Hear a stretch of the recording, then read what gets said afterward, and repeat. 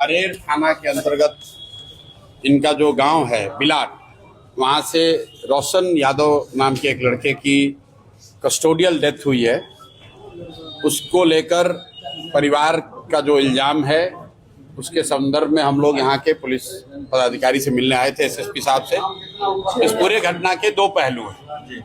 पहला पहलू यह है कि परिवार का इल्जाम है कि उस बच्चे को 27 मई को अरेस्ट किया गया। अरेर के बजाय रहिका पुलिस थाना ने उसको अरेस्ट किया 3 बजे। इनको कोई कागज पे कोई सूचना नहीं दी गई, इनको बताया नहीं गया। 3 दिन के बाद इनको पता चला कि इनका बच्चा रहिका के थाने में बंद है। जब ये लोग रहिका थाना में लोगों से अपने बच्चे से मिले तो उसने बताया कि उसके साथ बहुत मारपीट की गई है, उसको उसके बॉडी पे इस्तेमाल किया गया है, उसको टॉर्चर किया गया है, ऐसा परिवार का दावा। माइक मुंह में घुसे हुए। 31 तारीख को इनके मुताबिक सुबह में पुलिस ने उसको छोड़ दिया, लेकिन फिर आधे घंटे में उसको अरेस्ट कर लिया आर्म्स एक्ट में।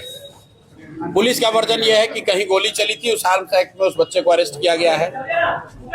बाद में भी करीब 2 महीने 9-10 दिन के बाद उसकी कस्टोडियल डेथ हुई है, कारा में यहाँ उसकी डेथ हुई है। तो एसएसपी साहब ने 2 बातें कही। पहली बात कि जो डेथ हुई है बच्चे की, वो एनएचआरसी के गाइडलाइन के हिसाब से उसकी जांच डीएम के मातहत उसकी होनी है। एनएचआरसी को भी उसकी रिपोर्ट जाएगी। पोस्टमार्टम रिपोर्ट बच्चे की 2-3 दिन में आ जानी चाहिए।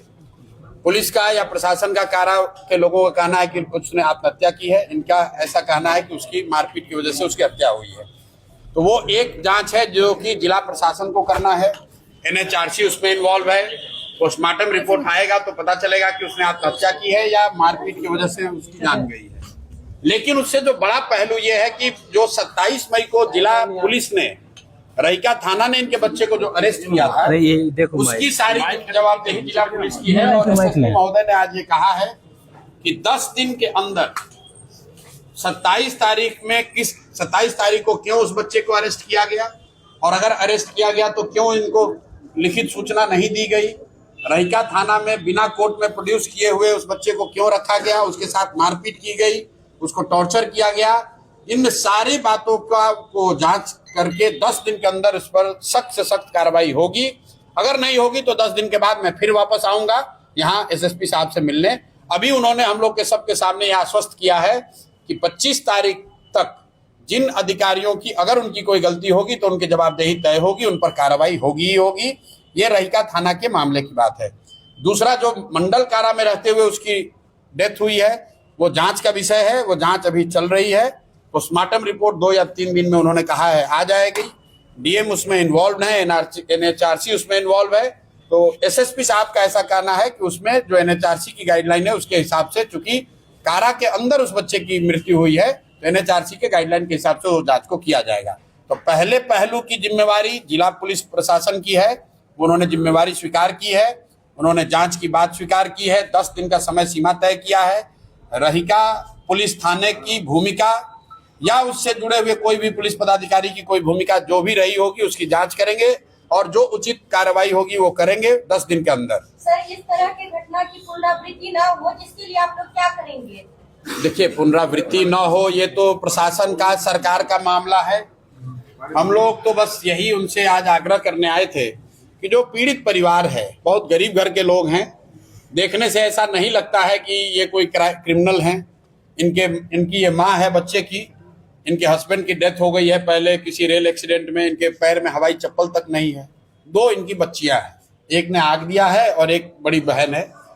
पुलिस के जो यहाँ एसएसपी है, पदाधिकारी हैं, उन लोगों ने भी देखा, वो बात को समझ रहे हैं कि और कुछ नहीं तो मानवता के नाम पर इनके साथ इंसाफ होना चाहिए। 19 साल का इनके लड़के की डेथ हुई है, हत्या हुई है या डेथ हुआ है, तो इनके साथ इंसाफ होना चाहिए। अभी उन्होंने सारी बात स्वीकार की है कि वो इसको तुरंत हर तरह से हर स्तर पे जांच करेंगे और इंसाफ होगा, ऐसा उन्होंने आश्वस्त किया है। तो 10 दिन का टाइम उनको हम लोग दे रहे हैं। 3-4 दिन अभी तो इनका क्रियाक्रम भी पूरा नहीं हुआ इनके बच्चे का, तो वो हो जाएगा। अगर नहीं हुआ तो इस मामले को जिले के ऊपर हम लोग डीजीपी से, चीफ सेक्रेटरी से भी मिलेंगे। लेकिन मेरा अभी भी आग्रह यही होगा यहाँ के प्रशासन से, डीएम से, यहाँ के एसएसपी से, कि इस परिवार के साथ अगर जाती हुई है तो आप लोग इंसाफ कीजिए। ये कोई ऐसा मामला नहीं दिखता है जिसमें प्रशासन का कोई वेस्टेड इंटरेस्ट होना चाहिए, लेकिन फिर भी इनके साथ अगर कोई नाइंसाफी हुई है तो इनके साथ वो इंसाफ होना एक चाहिए। सवाल है मेरा कि सीतामढ़ी में 2 महीना पहले अल्पसंख्यक समुदाय के 2 लड़कों की मॉब लिंचिंग में मौत हो गई। भाई आज तो अभी हम लोग आए हैं, देखिए घटनाएं तो रोज होती हैं, पूरे राज्य में हो रही हैं, हर घटना में हम लोग नहीं जा सकते हैं, लेकिन ये मामला प्रथम दृष्टया लगता है कि प्रशासन से या व्यवस्था से इनके खिलाफ नाइंसाफी हो गई है, इसलिए आज 15 अगस्त है फिर भी आए हैं। और फिर मैं आपके माध्यम से प्रशासन से भी अनुरोध करूंगा कि इम्पार्शियल होकर अगर इस परिवार के साथ नाइंसाफी हो गई है तो इनकी मदद कीजिए, इनके साथ इनको इंसाफ दीजिए।